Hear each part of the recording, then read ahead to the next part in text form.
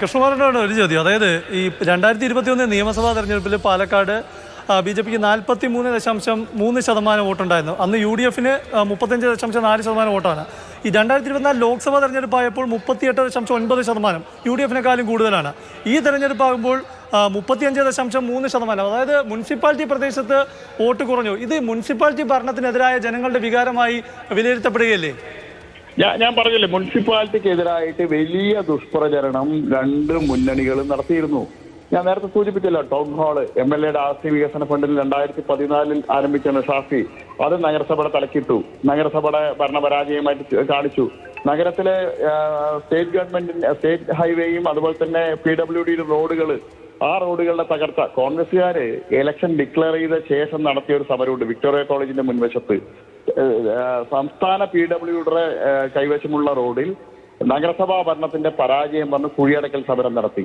അപ്പോ ഇത്തരത്തിൽ ജനങ്ങളെ, സാധാരണ ജനങ്ങളെ സംബന്ധിച്ചോളം ഇത് ആരുടെ കൈവശമുള്ള റോഡാണെന്ന് തിരിച്ചറിയില്ല.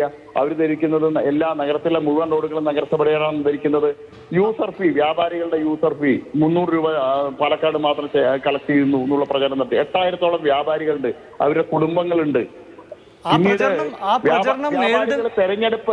തെരഞ്ഞെടുപ്പ് ബഹിഷ്കരിക്കാൻ തീരുമാനിച്ച സമയത്ത് ഞങ്ങൾ വ്യാപാരികളെ കണ്ടു. MP രാജേഷ് മന്ത്രി വ്യാപാരികളെ കണ്ടു. ഞങ്ങൾ വ്യാപാരികളോട് പറഞ്ഞു, തെരഞ്ഞെടുപ്പ് കഴിഞ്ഞ അടുത്ത ദിവസം മന്ത്രിയുടെ സാന്നിധ്യത്തിൽ മീറ്റിംഗ് നടത്താം. നഗരസഭ വരുത്തേണ്ട മാറ്റമാണെങ്കിൽ ഞങ്ങൾ വരുത്താൻ തയ്യാറാണ്. അല്ലാതെ സർക്കാർ ആണെങ്കിൽ സർക്കാരിനെ കൊണ്ട് നമുക്ക് ഓർഡർ ഇറക്കിക്കാണ്. 2 ദിവസം കഴിഞ്ഞ് സർക്കാർ തിരിച്ച് ഓർഡർ ഇറക്കിയല്ലോ.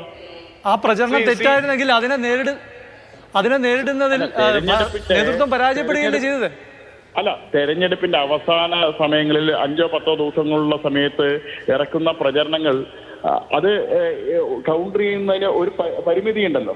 കാരണം ഇത്തരത്തിലുള്ള റോഡുകൾ, ഈ റോഡുകളെ സംബന്ധിച്ചുള്ള നമുക്ക് റോഡുകളുടെ ലിസ്റ്റ് ഇറക്കിയിട്ട് ഇതൊന്നും നഗരസഭയുടെ റോഡല്ല എന്ന് പറയാൻ കഴിയില്ല. കാരണം ഇത് ജനങ്ങളിൽ ഒരു സമരം നടത്തുന്നു, അടുത്ത ദിവസം പത്രവാർത്ത വരുന്നു. മാധ്യമങ്ങളാണ് ഇത് ശ്രദ്ധിക്കേണ്ടത്.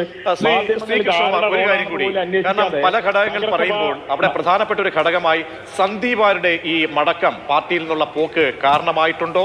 കാരണം അങ്ങേയടക്കം വ്യക്തിപരമായ രീതിയിൽ പരാമർശിച്ചുകൊണ്ട് അങ്ങയുടെ ഇടപെടൽ പോലും വേദനിപ്പിച്ചു എന്നടക്കമുള്ള പരാമർശങ്ങൾ ഉയർത്തിയാണ് പോയത്. അപ്പോൾ അന്നൊക്കെ നിസ്സാരവൽക്കരിച്ചു, ഒരു തരത്തിലും ചലനമുണ്ടാക്കില്ല എന്ന് പറഞ്ഞവരാണ് താങ്കൾ. ഒരു കോൺഗ്രസ്സുകാരനായിട്ടുള്ള സന്ദീപ് എന്തെങ്കിലുമൊക്കെ വിളിച്ചു പറയുന്നതിന് മറുപടി പറയാനാ? കാരണം സന്ദീപ് എന്റെ വീട്ടിലെ മരണം സംബന്ധിച്ചൊക്കെ പറഞ്ഞു. ഇത്രയും തരം താഴ്ന്നു പോയ ഒരു വ്യക്തി. കാരണം ഞാൻ അന്ന് എവിടെയായിരുന്നു എന്നും ഞാൻ അതിൽ നടത്തിയ ഇടപെടലിനെ സംബന്ധിച്ചും ജില്ലാ അധ്യക്ഷൻ ഉൾപ്പെടെയുള്ള ആളുകൾ വീട്ടിൽ പോയി റീത്ത് വെച്ചതിനെ സംബന്ധിച്ചുമൊക്കെ ഞങ്ങളുടെ പാർട്ടി നേതാക്കന്മാർക്കും സംഘപരിവാർ പ്രസ്ഥാനത്തിന്റെ നേതാക്കന്മാർക്കൊക്കെ അറിയാം. കാരണം കാത്തിരുന്ന ഒരാളുടെ അവസരമായിട്ട് ഇതിനെ ഉപയോഗിച്ചു എന്നുള്ളത്. ഈ കോൺഗ്രസിലേക്ക് പോകാനുണ്ടായിട്ടുള്ള കാരണത്തെ സംബന്ധിച്ച് എല്ലാവർക്കും വ്യക്തമായിട്ട് അറിയാലോ. എന്തിന്റെ കണത്തിന്റെ മുകളിലാണ് അങ്ങോട്ട് പോയതെന്നറിയാലോ. 9 കൗൺസിലർമാര്, അവസാനം 6 കൗൺസിലർമാർക്ക് വില കെട്ടിയിട്ടാണല്ലോ പോയത്. ആരെങ്കിലും കൂടെ പോയോ? ഏതെങ്കിലും ഒരു സാധാരണ പ്രവർത്തകൻ കൂടെ പോയോ? ഞാൻ ചോദിക്കട്ടെ, ഇത്രയും കഴിവുള്ള വ്യക്തിയാണ് പറയുന്നത്. എന്നെ പറയുന്നു എല്ലാ തെരഞ്ഞെടുപ്പിലും ഞാൻ എവിടെ വോട്ട് പോയി? പല ഘടകങ്ങൾ നമുക്ക് പല രീതിയിൽ വ്യാഖ്യാനിക്കാൻ ക്ലെയിം ചെയ്യാൻ സന്ദീപിന് അവസരം വന്നിരിക്കുകയാണ്. ഞാൻ ചോദിക്കട്ടെ, കോൺഗ്രസ്സുകാരോട് ചോദിക്കൂ, കോൺഗ്രസിന്റെ ഏതെങ്കിലും ഒരു VK ശ്രീകണ്ഠനോ അല്ലെങ്കിൽ ഏതെങ്കിലും ഒരു കോൺഗ്രസിന്റെ DCC പ്രസിഡന്റോ പറയട്ടെ സന്ദീപ് വന്നുകൊണ്ടാണ് ഞങ്ങൾ കോൺഗ്രസ് ഇവിടെ വിജയിച്ചു എന്ന് അവർ പറയുമോ? ഈ